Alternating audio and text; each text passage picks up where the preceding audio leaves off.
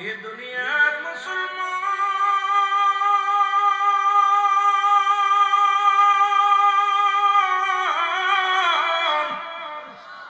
নবী লাগবে কবরে, নবী লাগবে মিজানে, নবী লাগবে ফুলসিরাতে, নবী লাগবে ইয়াউমুল কিয়ামতের ময়দানে।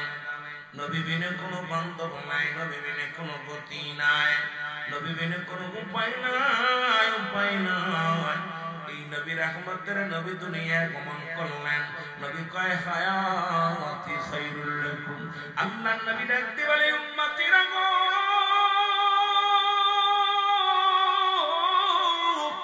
আমি নবী দুনিয়ার মধ্যে আগমন করেছি আমার উম্মতের কল্যাণের জন্য। নবী কয় উম্মতিরা আমি নবী দুনিয়ার মধ্যে আগমন করেছি উম্মতের কল্যাণের জন্য। উম্মতের সঙ্গে কথাবার্তা বলতে পেরেছি, উম্মতের সঙ্গে চলাফেরা করেছি, এই জন্য আমার উম্মতের জীবনটা ধন্য। আজকে যারা নবীর শান বুঝলো না, নবীর মান বুঝলো না, নবীর ভালোবাসা যার অন্তরে যতটুকু তার ঈমান বলতে ততটুকু, নবীর প্রেম ভালোবাসা যার অন্তরে নাই তার ঈমান বলতে কিছু নাই, সরাসরি বেঈমান ধরে বলেন ঠিক কিনা? এ দরদি বান্দু দিলের কান্ডা লাগা শোনো, বগদাদ নগরের মধ্যে বাড়ি, নাম তার জুনাইদ। জোরে জোরে চিল্লায় বলা যাবে না আল্লাহু আকবার।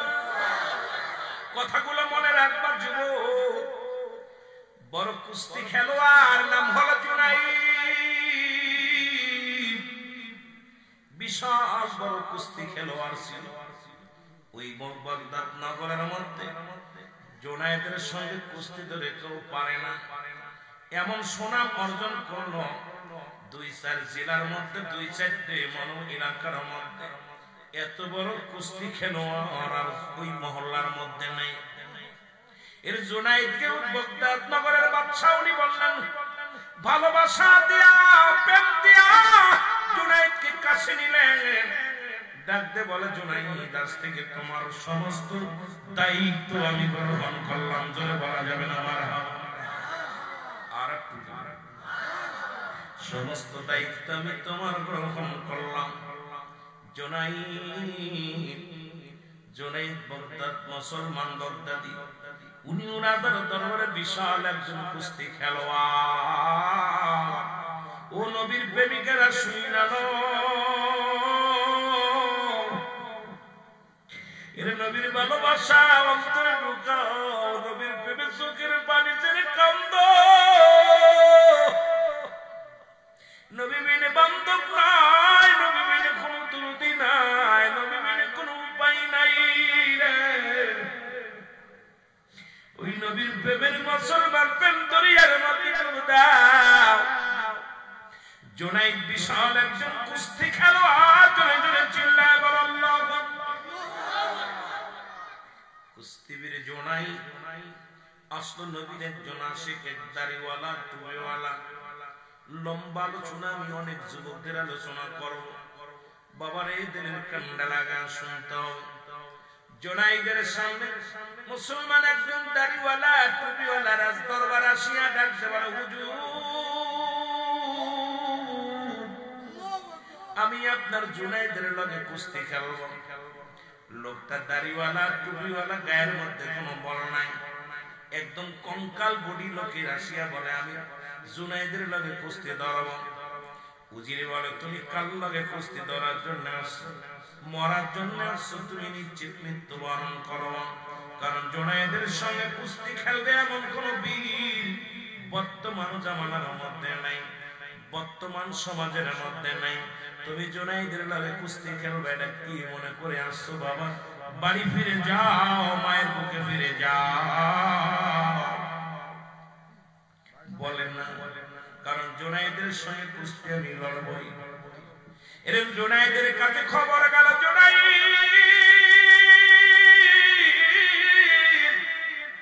তোমার লাগে কুস্তি ধরার জন্য একজন যুবক আসছে, গায়ে তার বল নাই, সামান্য একজন মানুষ। জুনাইদ একটা মিষ্টি হাসি দিয়ে বলে, কবে ধরবে? বলে, আগামী শুক্রবারে কুস্তি খেলা হবে। জোরে জোরে চিল্লায় বলা যাবে না আল্লাহু আকবার। কুস্তির আয়োজন করা হলো। যে জয়লাভ করে বিশাল মোটা অঙ্কের তার পুরস্কার দেয়া হবে। জুনায়েদ বাগদাদি যখন মাঠে নামবে, লোকটার দিকে তাকায় দেখে সব মিলে কয়েক কেজি ওজন হবে। গায়ের মধ্যে একবার গোস্ত নাই, লম্বা মানুষটা, মুখের মধ্যে দাড়ি মোবারক, গায়ের মধ্যে পাঞ্জাবি মোবারক। সুন্দর একটা যুবক কাছে জুনায়েদের লগে কুস্তি ধরার জন্য। এর মুসলমান শুনে নাও, জুনায়েদ যখন ময়দানে এসে বলে, যুবক তুমি আমার সঙ্গে লড়তে আসছো না মরতে আসছো? কয় জুনায়েদ আমি মরতে আসি নাই, লড়তে এসেছি। শোনো, আমি তোমার সঙ্গে কুস্তিতে জয়লাভ করব, একটু ধৈর্য ধরো। জোরে জোরে চিল্লায় বলা যাবে না মারহাবা। নবীর প্রেমিকেরা দিলের কান্ডা লাগানো। এবার জুনায়েদ যখন মাঠে প্রস্তুতি শুরু হয়ে গেল, নেত্রী বাঁশি দিব, জুনায়েদকে ডাকতে বলে, জুনায়েদ রে একটু কান্ডা গা দাও, আমি তোমার সঙ্গে কিছু কানে কানে কথা বলবো। জুনায়েদ তখন কান্ডা গা দিলেন। আগায় দেওয়ার পর কুস্তিবীর ডাকতে বলে, জুনায়েদ রে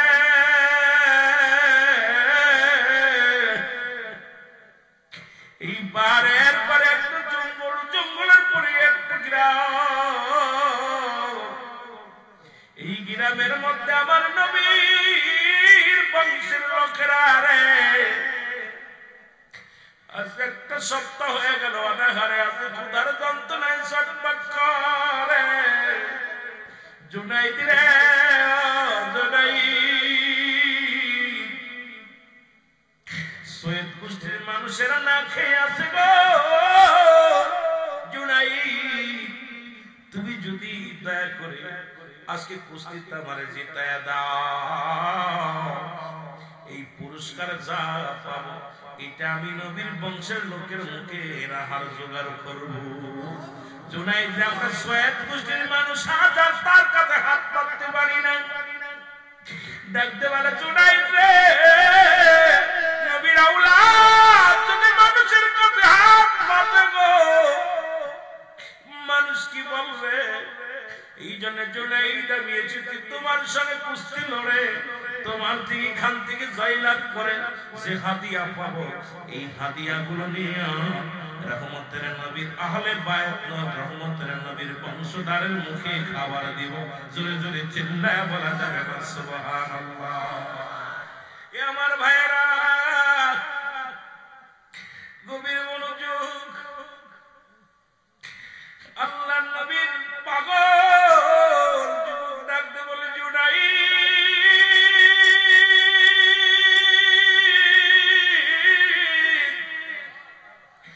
আমরা নবীর আহলে বায়াত, আমরা সৈয়দ গোষ্ঠীর মানুষ যদি হাত পাতি মানুষের কাছে, জুনায়েদ আমার নবীর ইজ্জতে লাগবে রে জুনায়েদ, আমার নবী কষ্ট পাবে রে জুনায়েদ। আজকে তোমার সঙ্গে তুমি পারো আমার জয় পরাজয় করতে, তুমি পারো আল্লাহর নবীর বংশধরের মুখে খাবার দিতে। জোরে জোরে চিল্লায় বলো। আমার ভাইয়েরা, নিফারি বাঁশি লাগা দিও, কুস্তি খেলা শুরু হয়ে গেল। জুনায়েদের এক বাহুর বল গায়ের মধ্যে নাই, যুবক আসিয়া জুনায়েদকে জড়িয়ে ধরলো। জুনায়েদ জড়ায় ধরে, বুকের লগে বুকটা মিলাইয়া জুনায়েদ একটা চিৎকার মারে, নবী গো জীবনে দেখি নাই আপনারে। জুনায়েদ একটা চিৎকার মারে, কাঁদতে আর বলে, আল্লাহ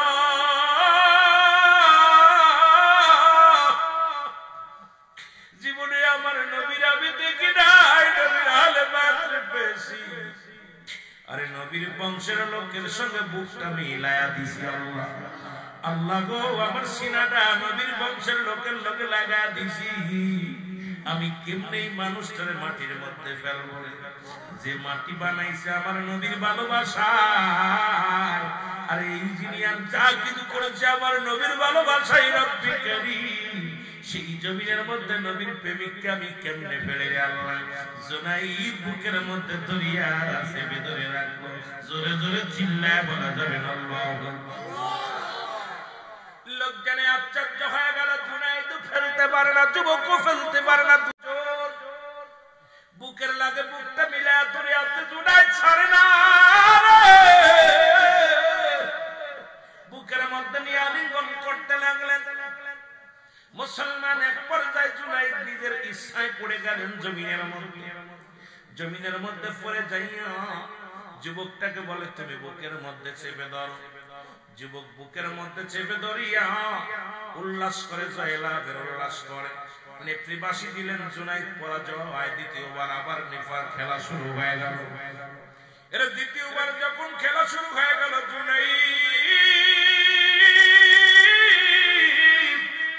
ও যুবক, দেলের কান্ডা লাগা শোনো, আজকে যারা নবীর প্রেমে আল্লাহর গোলামের বসে আছো, এটা বিফলে যাবে না।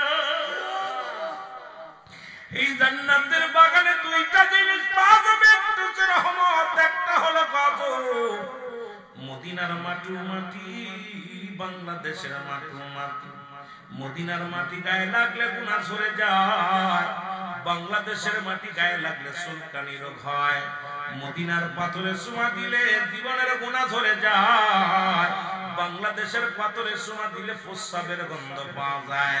ও যুবক, শুনি না আজকিরিয়া জুড়ি জানলা বেহেশতের বাগান, আজকে কোনো বাড়ি টাড়ি না। এই জায়গাটার দাম বেড়েছে কোরআনের খাতিরে, এই জায়গাটার মান বেড়েছে কোরআন হাদিসের খাতিরে। এই জায়গার মাটির দাম কত যদি জানতা, এই মাটি থেকে জীবনে উঠতা না, মাটি আঁকড়ে ধরে বয়া থাকতা। ধরে বলেন ঠিক কিনা? মহব্বতের সঙ্গে দুরূদ শরীফ পড়েন, আল্লাহুম্মা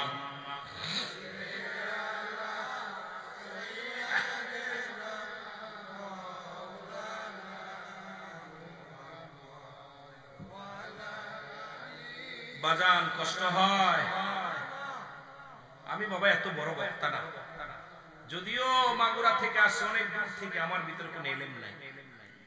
আমি একটা খোলসি, একদম ফাতলাক, একদম বাবা খোলা একটা। যদিও ডিগ্রি নিচে দুই চারটা ডিগ্রি কম নেই নাই। শরিয়াতে যে ডিগ্রি গুলো দরকার সব ফার্স্ট ক্লাস। সবচেয়ে বড় ডিগ্রি আমার আপনাদের দোয়া। আমার ভিতরে কোনো এলেম নাই। আকাশের নিচে জমিনের উপর আমার মতো দ্বিতীয় নরাধন আর কেউ আছে বলতে পারি? আমার মদিনাওয়ালার দয়ায়, আমার পীর কেবলা জানের ওসিলায়, আপনার দোয়ার খাতিরে যদি দুই চারটি কথা বলতে যদি পারি, এটাই আমার সবচেয়ে বড় পাওয়া। আপনাদের মূল্যবান সময় আমি নষ্ট করব না। আলোচনা শুনতেছেন, এখানে জুমলায়ে খবরিয়া, জুমলায়ে ইনশা। জুমলায়ে খবরিয়া বক্তা মনের ভাব প্রকাশ করলে শ্রোতা বুঝতে পারে, এটাকে বলা হয় জুমলায়ে খবরিয়া। জুমলায়ে ইনশা বক্তা মনের ভাব প্রকাশ করলে শ্রোতা কোনো কলা কিছু বুঝতে পারে না, খালি লাফালাফি করবে। কি হলো ওরা শুনবে সকালবেলা, তবে কিছু বুঝিনি, কথা বুঝি। এই জন্য আলোচনার ময়দানটা এটা আদবের মজলিস। এখানে কষ্ট করে আসছেন, বসছেন, এখান থেকে নিয়ে যেতে হবে কিছু।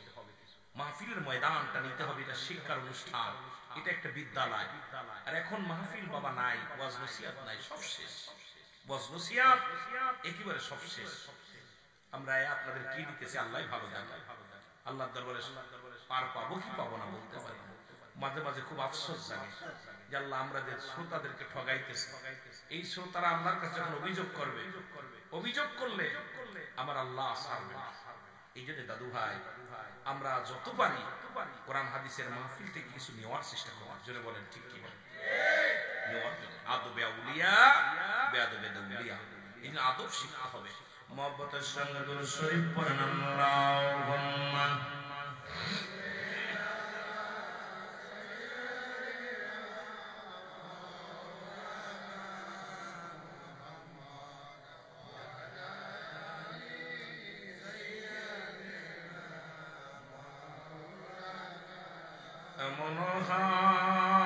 মনোহাবিব আমার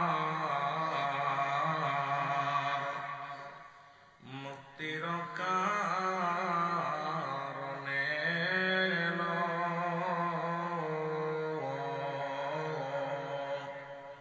ও ফাতের পরে নবীজি পাপী উম্মতিরে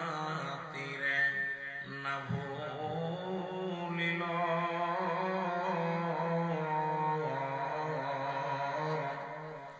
এমন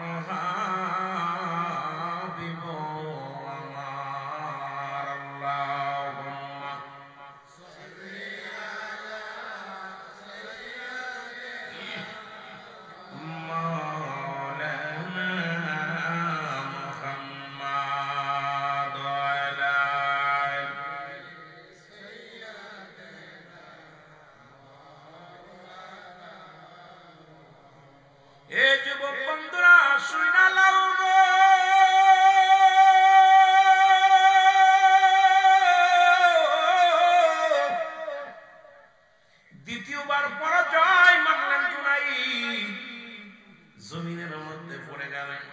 নবীর প্রেমিকেরা রে, তুলের কান্ডা লাগা শোন। আজকে সেই নবীর মানুষ গালি দেয়, সেই নবীর কষ্ট দেয়, সেই নবীর সম্মানের আঘাত দেয়। নবীর উম্মতেরা গো, ও নবীর আশিকেরা শুনে নাও, কারণ যেদিন সব কিছু মদিনা আসে মুমিনের ঠিকানা, বলো না মদিনা।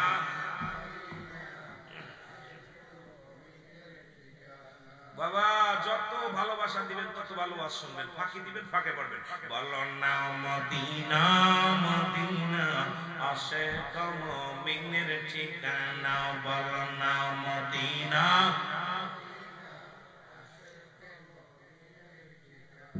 আই ভাই দিদার চেয়ে কাঁদো তোমরা, দিদার চেয়ে কাঁদো তোমরা, হও না নবীর দিওয়ানা, মদিনা মদিনা। সবাই জোরে জোরে বলো মদিনা মদিনা আসে মুমিনের ঠিকানা, বলো না মদিনা।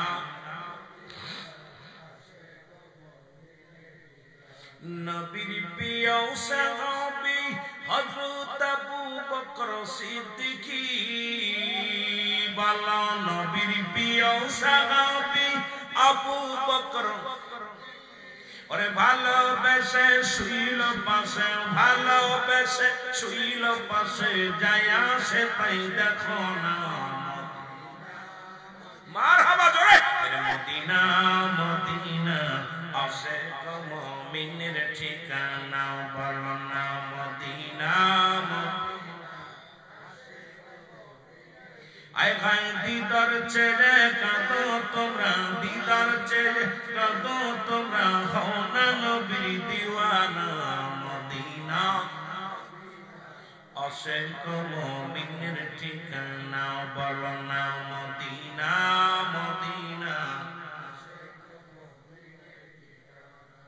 জালালউদ্দিন সুয়ুতি ৭৫ বার দেখল নবীজি, বলো জালালউদ্দিন সুয়ুতি। ওরে এতবার দেখিয়াও নবী, এতবার দেখিয়াও নবী, তৃষ্ণা তাহার মেটে না।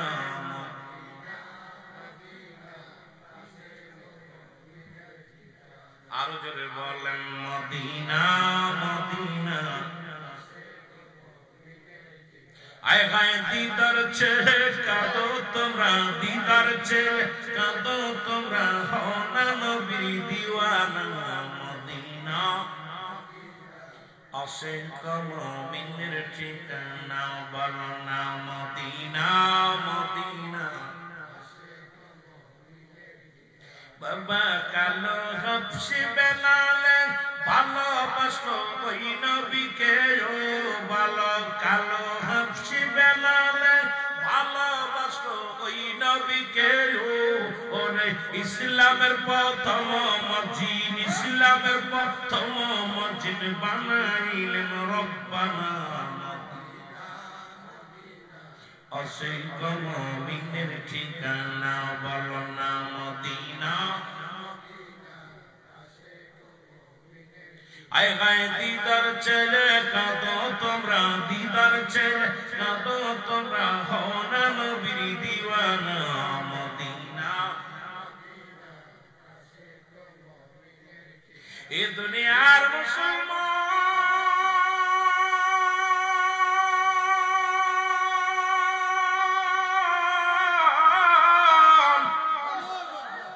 যে কথা বলতেছিলাম, আল্লাহ থাকবে নবীর প্রেম নিয়া গো। আমরাও থাকতে চাই নবীর প্রেম নিয়া, জোরে বলো ঠিক কিনা। আর একটু জোরে বলো, চিল্লায় বলো ঠিক কিনা। ও যুবকেরা শোনো, দ্বিতীয়বার কুস্তি দরবে জুনাইদ চিন্তা করে, আল্লাহ বগদাদ নগরের সম্মান, রাজার সম্মান, আমি যদি পরাজয় হই রাজার ইজ্জত চলে যাবে, বগদাদ নগরের মানুষের নাক কাটা যাবে। ওদিকে মায়ার নবী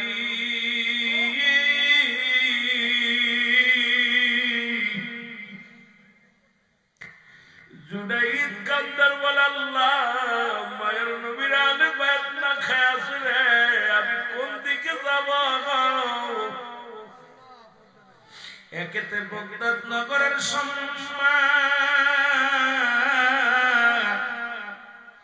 আমি জুনাইদের সম্মান, দ্বিতীয় রহমতের নবীর প্রেম, আল্লাহ আমি কোন দিকে যাব? জুনাইদকে ডাক দে, যুবক কয় জুনাইদ রে মনে আছে সৈয়দ গোষ্ঠীর মানুষগুলো না হারে আসে জুনাইদ, জুনাইদ রে ও জুনাইদ এবার তিনবার সর্বশেষ বার জুনাইদ কুস্তি কুস্তি লড়ে লড়ার পর জুনাইদ এবার এক এক জমিনের ভিতরে ধরার সঙ্গে সঙ্গে পড়ে গেল।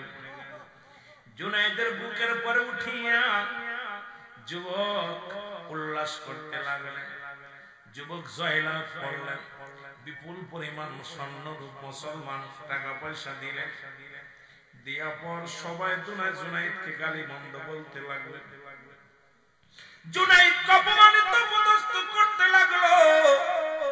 জুনাইদ মাথা নত করে রইলেন। রাজা বলে জুনাইদ রে তোমাকে দুনিয়া থেকে বিদায় করে দিব, কারণ তুমি এত বড় কুস্তিবীর সামান্য একজন যুবকের সঙ্গে পরাজয় মানলা, কারণটা কি বলো? জুনাইদ বলে আমি বলতে পারবো না, আমি জুনাইদ আর জীবনে কুস্তি খেলবো না।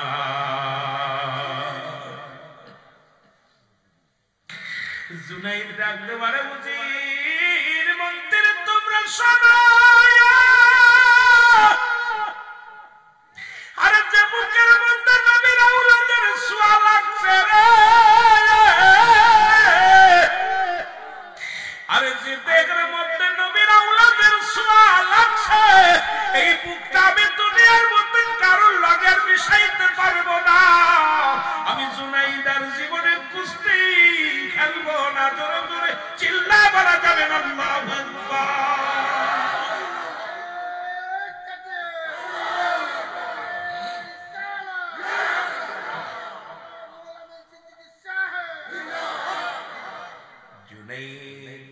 ওজর নয়নে কাঁদতে লাগলো।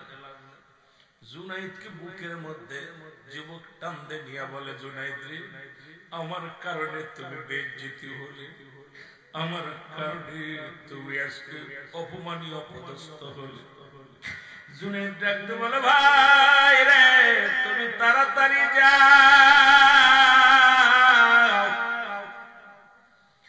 আমার নবীর আহলে বায়াত আমার নবীর বংশের লোকেরা না খেয়ে আছে রে, আমি জুনাইদ কি জবাব দিব আল্লাহর দরবারে? মুসলমান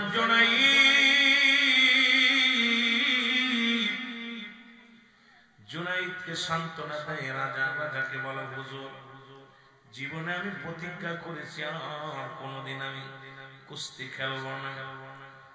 এবার মুসলমান কিসের সালাত নামাজ পড়লেন, আদায় করলেন নামাজ, ঈশার সালাত আদায় করিয়া যাই নামাজের মধ্যে বসিয়া জুনাইদ দর দর করে চোখের পানি ছেড়ে দিয়া বলে আল্লাহ আমি দুনয়নে আমার নবীকে দেখি না,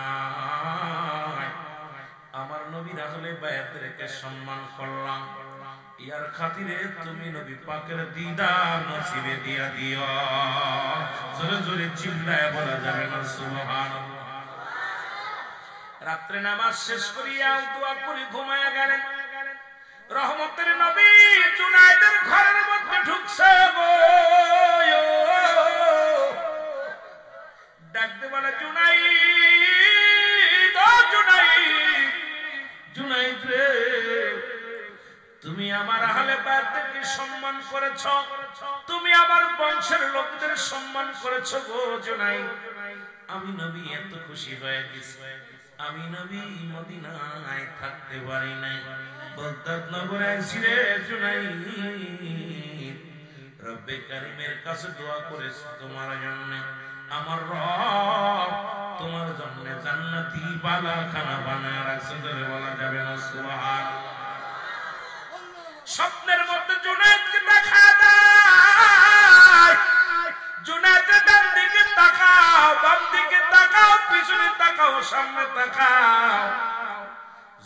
যেদিকে তাকায় দেখে বিশাল স্বর্ণের মেহমান, স্বর্ণের দালান কোঠা, স্বর্ণের বাড়ি গাড়ি, স্বর্ণের বালাখানা। জুনাইদ ডাকতে কয় আল্লাহ তুমি কি দেখাইলা? আমার নবী ডাকতে কয় জুনাইদ রে, এটা নবীর বংশের ভালোবাসার ফসল, এটা নবীর বংশের ভালোবাসার মূল্য। আমার আল্লাহ রাব্বুল আলামিন তোমার জন্য জান্নাত প্রস্তুতি করে রাখছে, আর জান্নাতের মধ্যে বিলাসবহুল বাড়ি গাড়ি করে রাখছে, কারণ তুমি আমার নামার আহলে বায়তদেরকে সম্মান করেছো। সম্মানের কারণে ও জুনাইদ আল্লাহ তোমার দুনিয়ার মধ্যে সম্মান ইজ্জত বাড়ায়া দিয়েছে।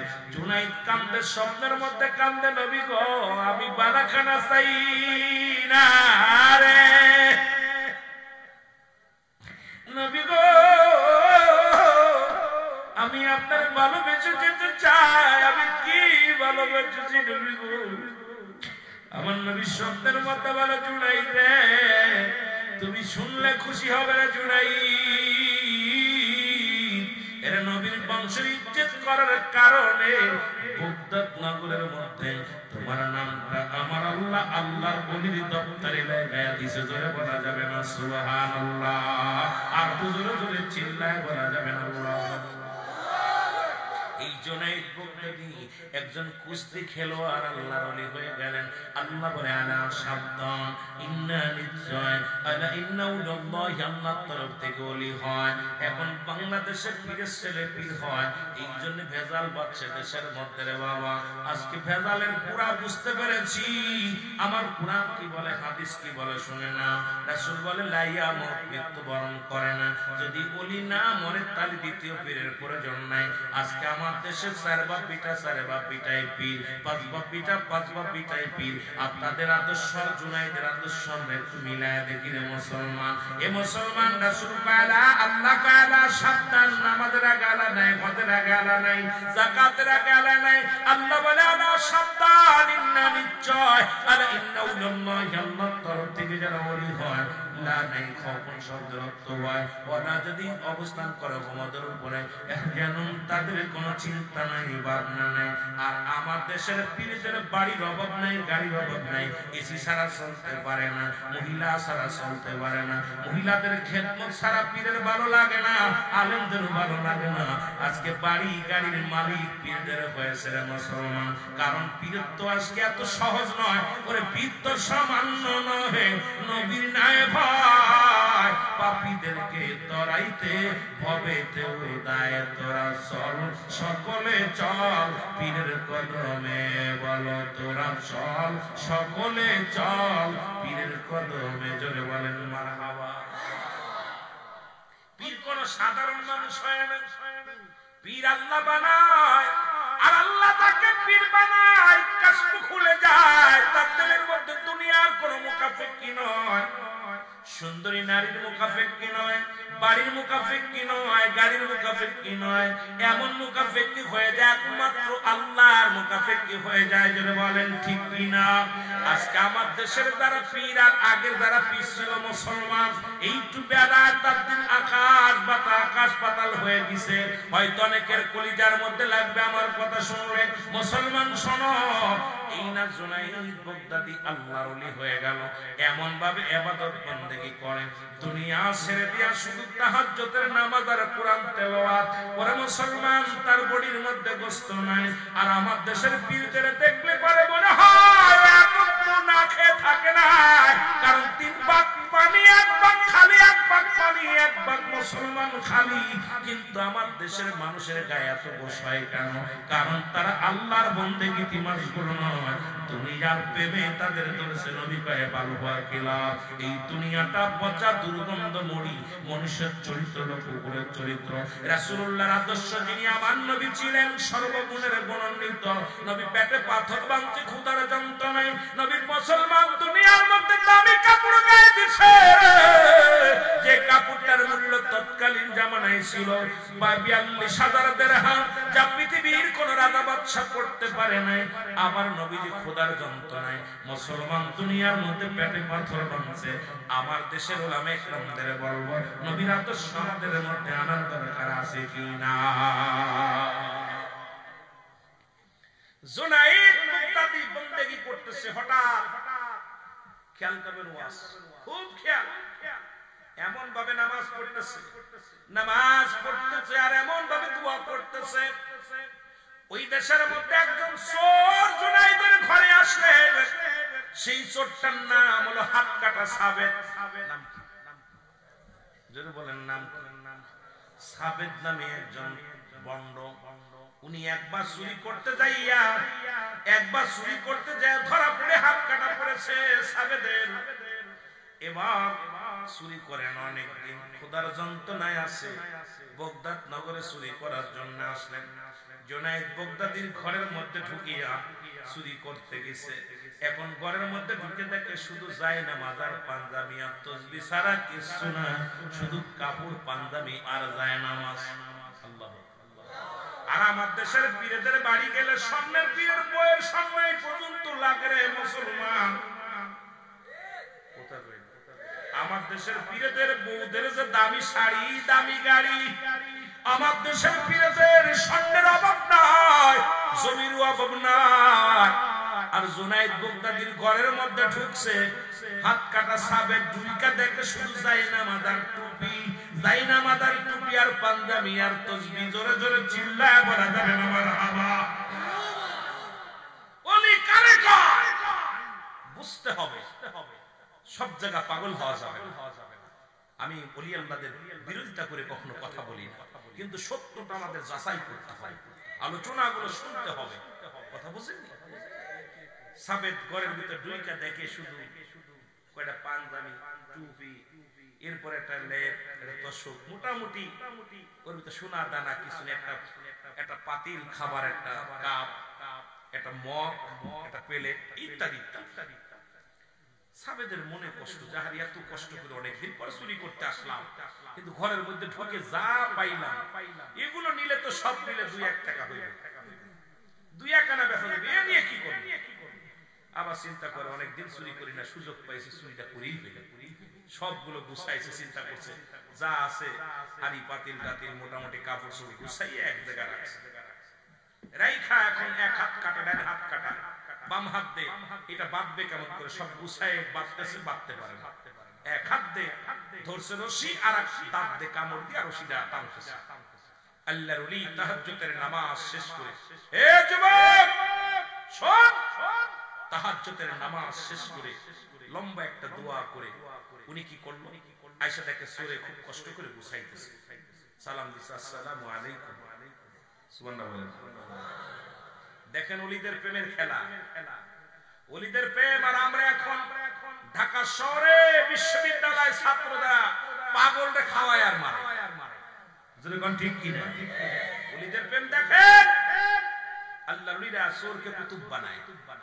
আর এই সাবেদ আল্লাহর ওলি হয়েছিল, জগৎ বিখ্যাত ওলি।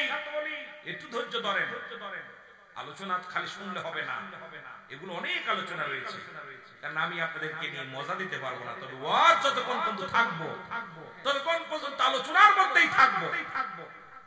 কষ্ট পাচ্ছেন? কষ্ট পাচ্ছেন আমার বাবারা? সাবেদ বলছে, ভাইজান তুমি কে? বলে, ভাই আমি আপনার মতো একজন। সুবহানাল্লাহ। আল্লাহর ওলি জুনাইদ বগদাদি বলে, ভাই আপনি কি হয়েছে, আপনি কেন বাঁধতে পারেন না? আমার একটা হাত নাই, দেন আমি আপনাকে বেঁধে দিই। সুন্দরভাবে বোঝাটা বেঁধে দিলেন। এবার বোঝা উঠাইতে পারে না, বাড়ি হয়ে গেছে, উঠাইতে পারি না। সাবেদ কয়, আমার একটু উঠাই দেন, বোঝাটা উঠাই দিলেন, পারে না। জুনাইদ বগদাদি কয়, বাজান একটু দাঁড়াও, একটু দেরি করেন, ভিতর থেকে আমি আসি। উনি প্রতিদিন 1 গ্লাস দুধ খেয়ে রোজা রাখতেন, আর একটা খুরমা খেয়ে রোজা ভাঙতেন। এই হলো খাবার ছিল 24 ঘন্টায়। আর একটু জোরে বলেন। এবার উনি দুধটা গরম করলেন, ভিতরে যায় আগুন জ্বালায় দুধটা গরম করলেন, গরম করে পা দিলেন, বলে ভাই এই নাও, খেয়ে নাও, তোমার গায়ে বলা হবে। বলে, বাইরে আপনি মনে হয় বাড়ির মালিক। বলে, কি বলেন, আমি বাড়ির মালিক, আপনার মতো একজন। আল্লাহু আকবার বলেন না? আমি তো আপনার মতো একজন নতুন চোর। আপনার থেকে প্রশিক্ষণ নিব, আপনি উস্তাদ আমি শিষ্য। এবার বোঝা বান্ধিয়া সাবেরদের বোঝাগুলো বলে হুজুর আপনি আগে আগে চলেন, আপনি আমার উস্তাদ আমি আপনার ছাত্র, আপনার বোঝাটা আমি বহন করে নিয়ে যাই। বোঝা বহন করলেন, আল্লাহর ওই মাথায় নিয়ে বোঝাটা হাঁটতে পারে না, ক্ষুধার্ত অবস্থায় বড় ক্লান্ত দেহখানা, গুটি গুটি পায়ে আগাইতে লাগলেন। সাবেক পিছন থেকে গালি দেয় রাগ করে, হুজুর আসতেছে। এরপরে দুই একটা থাপড় মেরে দিলেন, থাপ্পড় খেললাম চোখ দিয়ে পানি ছেড়ে দেয়, দর করে পানি ছেড়ে দিয়ে কাঁদতে লাগলেন। এবার একটা বুঝ ব্রিজে আসলেন, এই ব্রিজটা উঠতে পারলেন না। আল্লাহর ওলি জুনায়েদ বাগদাদী বোঝাটা নিয়ে জমিনের মধ্যে পড়ে গেলেন। সাবেদের সে আল্লাহর ওলির গায়ের মধ্যে দুই তিনটা লাথি মেরে দিলেন। লাথি খেয়ে আল্লাহর ওলি কান্দে, কোনো জবাব দেয় না। সাবেদ বলে তুমি এত বানলাম, তুমি গালির উত্তর দাও না, মার খাও তুমি উত্তর দাও না। বলে হুজুর আমারই তো অপরাধ, কারণ আপনাকে আমি সাহায্য করতে পারছি না, আমি বোঝাটা কেন আমি পারছি না, এর জন্য অপরাধ তো আমার। আপনি আমাকে গালি দিচ্ছেন মনে কষ্ট নাই, আপনি আমাকে মারছেন আমার মনে কষ্ট নাই। এবার বোঝাটা কষ্ট করে নিয়ে গেলেন, বাড়িতে নিয়ে হুজুর নামায়া দিলেন, নামায়া রাখলেন। নামায়া এবার কামিসায় বিদায় হয়ে যায়। যাও কিছু বাগনি বানিয়ে যাওয়ার আগে তুমি তো যেহেতু আমার বোঝাটা টানছো সারা পথ তোমার গালি দিলাম, তোমার গায়ের মধ্যে হাত লাগাইলাম, এমনকি তোমাকে লাথিও মারলাম, তুমি প্রতিবাদ করলে না, তুমি আমার ছাত্র মিলে প্রতিবাদ করলে না, তবে যাবার আগে একটা যাই নামাজ দিয়ে দাও, ভাগ দিই তোমার। আল্লাহ জুনাইদ বাগদাদী বলে হুজুর ও ভাই আমার যাই নামাজ লাগবো না রে, আমি আপনার কাছে কোনো কিছু ভাগ নেওয়ার জন্য আসি নাই, কোনো কিছু নেওয়ার জন্য আসি নাই। আপনার সঙ্গে দেখা হলো, আপনার গায়ে বল নাই, আমি আপনার খবর নিতে পারি নাই, ঠিক মতো আপনার আপ্যায়ন করতে পারি নাই। আপনি আমার মেহমান, মেহমানকে আমি সুন্দরভাবে আপ্যায়ন করতে পারি নাই। আল্লাহর আদালতে কি জবাব দিব সেই ভয়ে আমি কাঁদতেছি। জোরে বল আল্লাহু আকবার। সাবেদার আর বুঝতে বাকি নাই, ডাকতে বলে আপনি নিশ্চিত এই বাড়ির মালিক? আল্লাহু আকবার। উনি ডাকতে বলেন হ্যাঁ ঠিকই ধরেছ, আমি ওই বাড়ির মালিক। বলে আপনি না ধরে কেন, না ধরে কেন আমার সহযোগিতা করলেন, আমার গাট্টি গুলো এনে দিলেন? আল্লাহর জুনায়েদ বাগদাদী বলে বাবা তুমি আমার বাড়িতে গেছো, ক্ষুধার যন্ত্রণায় আমার বাড়ি পর্যন্ত গেছো, আমি আল্লাহর কাছে কি জবাব দিব? বাবারে তুমি আমার মহল্লায় বাস করো, অথচ তুমি না খেয়েছো, আমি খবর নিতে পারি না, আমি তো মোটামুটি কিছু দুধ খাই, কিছু খোরমা খাই। বাবারে তুমি তো ক্ষুধার যন্ত্রণায় চুরি করেছো, এই বিদ্যা অর্জন করেছো, বাবা আমি তোমারে তো ঠিক মতো যত্ন করতে পারি নাই। তখনও পরিচয় দেয় না আমি আল্লাহর ওলি। এই কথা বলে উনি রওনা হয়ে গেল।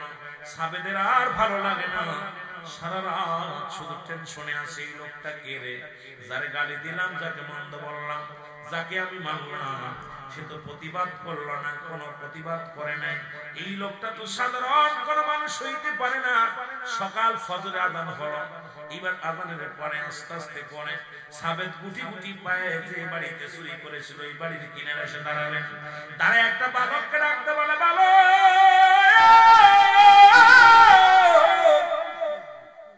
এই বাড়িটা কার রে, এই বাড়ির মালিক তোমরা চেনোনি? বালক বলে তোমার বাড়ি কই? আমার বাড়ি বাগদাদ শহরে।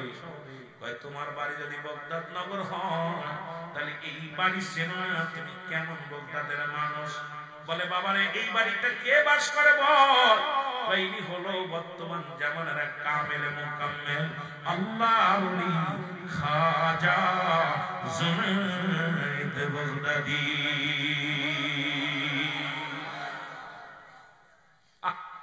আপনি হুজুরে চেনেন না? এটাই অমুক হুজুর। সাবেদ একটা দরিজা দেখে আল্লাহর ওলি বসে বসে চোখের পানি ছেড়ে কান্দে, রব্বে কারীম এই দুনিয়ার মহিয়ান করিয়া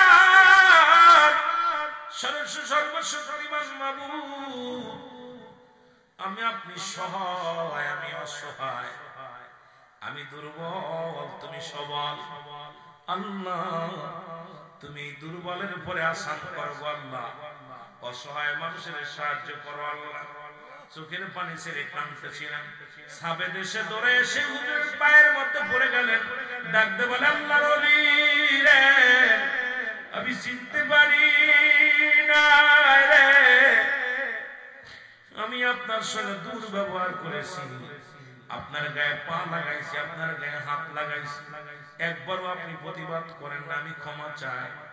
আল্লাহর ডাকতে বলে বাজার রে, অপরাধ তো তুমি করো না, অপরাধ আমি করেছি, কারণ তুমি ক্ষুধা লাগছে, তুমি কষ্টে আছো বলে আমার ঘর পর্যন্ত আসছো, আমার তো খবর নেওয়ার দরকার ছিল তোমার বাড়ি, কিন্তু আমি নিতে পারি না রে বাজার, এই জন্য তো দায়ী আমি, এই জন্য রব্বি কারিমের কাছে ক্ষমা চাই, আমি অসহায়, আমার আল্লাহ সহায়, আমি দুর্বল, আল্লাহ সবল, আল্লাহর কাছে প্রার্থনা করি আল্লাহ সেই জন্য আমারে ক্ষমা করে দেয়। সাবেত কদমের মধ্যে পড়ে কান্দে, আল্লাহর ওলি গো,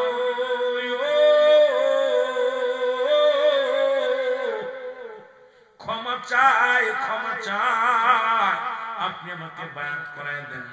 আল্লাহর সঙ্গে সঙ্গে তওবা করায় দেন, আস্তাগফিরুল্লাহ রাব্বি মিন কুল্লি যামবিন ওয়া আতুবু ইলাইহি, লা ইলাহা ইল্লাল্লাহু মুহাম্মাদুর রাসূলুল্লাহ সাল্লাল্লাহু আলাইহি ওয়াসাল্লাম, আশহাদু আন লা ইলাহা ইল্লাল্লাহু ওয়াহদাহু লা শারীকা লাহু ওয়া আশহাদু আন্না মুহাম্মাদান আবদুহু ওয়া রাসূলুহু।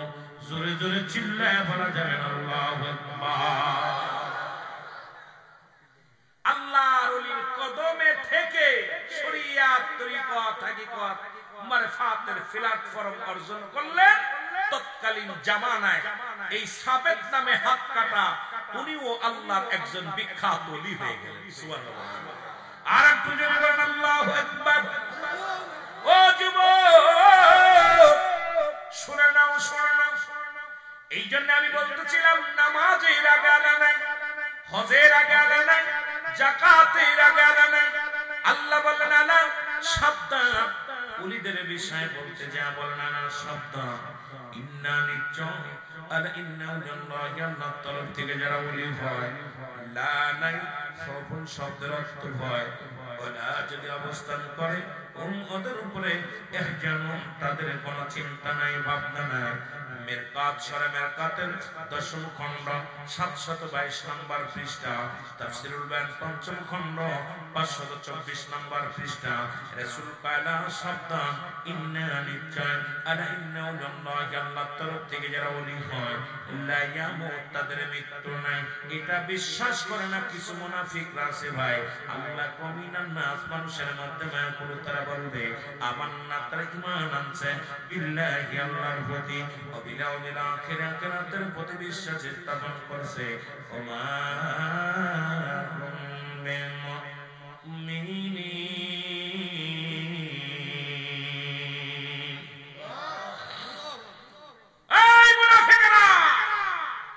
গভীর আমার ভাইরা, আমার বন্ধুরা, আমার আল্লাহর গোলামেরা শোনো।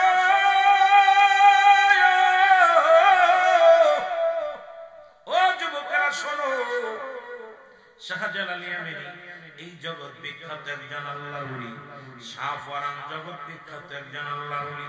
আজকে যারা মাদ্রাসায় লেখাপড়া করে, যারা মুসলমান বড় বাহাদুরি করো, বড় এলেমের বড় করো, আমি তাদেরকে বলে যাই আগে এই জমিনের মধ্যে শাহজালাল নাকি মাদ্রাসা?